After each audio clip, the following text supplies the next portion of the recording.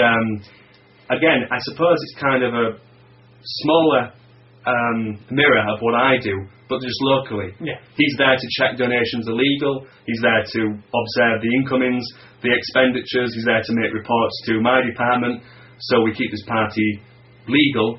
Permissibility checks are made at all times. It's a very crucial role, but one that's often overlooked, but one that keeps us legal. Of course.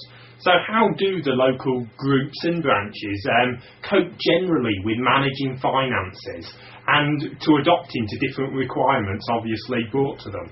Well, there have always been tweaks to the PPRA Act, but most of those, legal, small, irrelevant tweaks don't usually concern the groups and branches. In fact, they don't often concern the political parties at all. It's mostly bureaucratic nonsense. But the bit that does usually actually comes from our auditor, who has very stern control methods that he wishes to implement at a group level. Just recently we've had to implement more controls on cash raised at a branch level. It's annoying. It's because most people never join the BNP to become bureaucrats. But on the other hand, it's necessary. But the groups and branches actually deal very well with the finances. It's very transparent, it's very open. I heard a story recently in my hometown of Hull, where somebody went to a Labour Party meeting, asked to see their local books, and they were refused. This isn't just typical of Hull, where I'm from, it's pretty much anywhere in the country. Those books are generally quite closed, but it's a very good open scenario where we have our fund orders who are there to show any member what their local group's doing, where the money's going, what it's being spent on, and to be fair, the fund orders deal very well with that responsibility. Brilliant. Well, we've already talked about how head office is doing after these elections. Yeah. But how are the local groups and branches coping after the basic huge pressure put upon them, for the county council elections? Yeah. Essentially the same as central office, bruised. But again, nothing unusual. Each region had their national European election leaflet address, which went out to every home in the country. Obviously, every region had to raise the funds allocated, so their leaflet could be paid for. Most of them did an extremely good job raising this money, or going some way towards raising the money. But of course, it's been the biggest effort this party's ever put forward financially, so they've come out bruised. However, the branches, I will say this, and I've known this over a number of years now, they're made of stern stuff and they always bounce back financially. But on the whole, actually, the groups and branches are doing financially a lot better than the central office, but I guess that could be because central office shouldered more of the cost during this election campaign. But again, they're bruised, but already you can see the recovery process starting to kick in on a daily basis with each unit. Brilliant.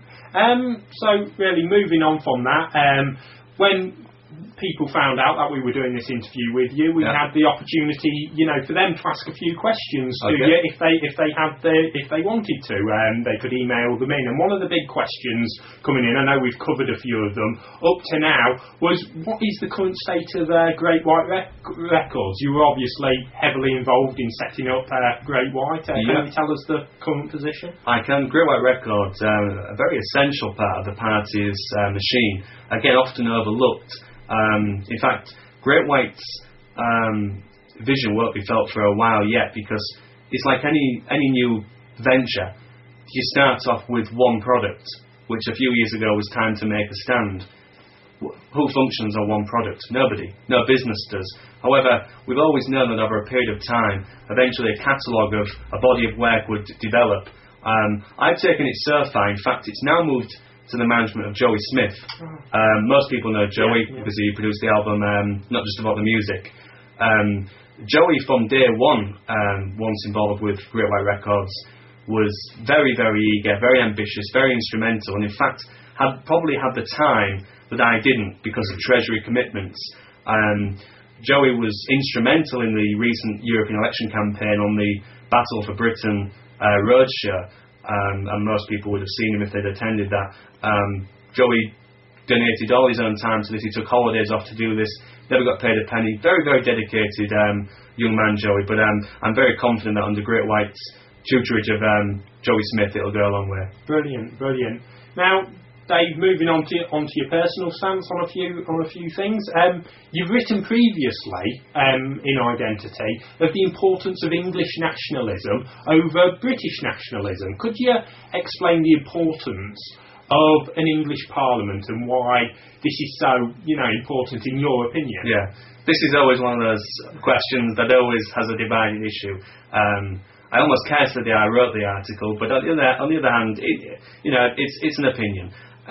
It's not that I classify English nationalism as having a priority over British nationalism, because I in fact regard myself as a British nationalist. But I do think there will come a period, and it's not quite yet, but it's coming, where English nationalism, the feeling, the sentiment, is becoming stronger all the time. And with the process of devolution quite underway, I think eventually that will in turn cause greater resentment from our fellow Britons, such as the Scots, the Welsh and the Irish, who've almost, sorry to say, have fallen for the devolution trick from the phony nationalist parties. But on the other hand, we can only do so much. We can't cater for everybody. And I think in turn that will almost fan the flames of English nationalism, which is inherently a good thing. But on the other hand, I would much prefer it if we were a united Ireland. But unfortunately, I think devolution's taken those steps too far. But I do think we'll see the dawning of English nationalism, which I think the BNP would be at its detriment, not to push that subject as well. Okay then, David. Well, thank you very much for taking the time out to speak to me and to speak to all the viewers watching, and I hope it's answered a few of their questions. Yeah, okay. Thank you very much.